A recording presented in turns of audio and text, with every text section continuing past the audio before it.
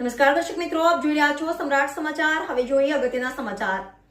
તળાજા શહેરમાં દીનદયાળ નગરમાં એક આધેડનું હાર્ટ એટેકથી મોત થયું। મૃતદેહને હોસ્પિટલ ખસેડવામાં આવ્યો। તળાજા શહેરના દીનદયાળ નગર વિસ્તારમાં એક આધેડનું હાર્ટ એટેક આવતા મોત થયું। મૃતદેહ હોસ્પિટલ ખસેડવામાં આવ્યો। સમગ્ર પંથકમાં છેલ્લા થોડા સમયથી હાર્ટ એટેકના બનાવો દિન પ્રતિદિન વધી રહ્યા છે, જેમાં કેટલાક લોકોએ જીવ ગુમાવ્યા હોવાના પણ બનાવો બની ચૂક્યા છે। ત્યારે આજે તેમાં ઉમેરો થયો છે। તળાજા શહેરમાં દીનદયાળ નગર વિસ્તારમાં રહેતા ગોવિંદભાઈ આતુભાઈ રાઠોડ, ઉંમર વર્ષ 41, જેઓને આજે સવારે 8:30 કલાકના અરસા દરમિયાન હાર્ટ એટેક આવતા તેઓને તાત્કાલિક તળાજાની સરકારી હોસ્પિટલ ખસેડવામાં આવ્યા હતા, જ્યાં ફરજ પરના તબીબે તેઓને મૃત જાહેર કર્યા હતા।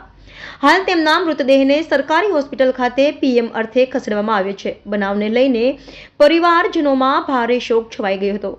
સમ્રાટ સમાચાર, તળાજા।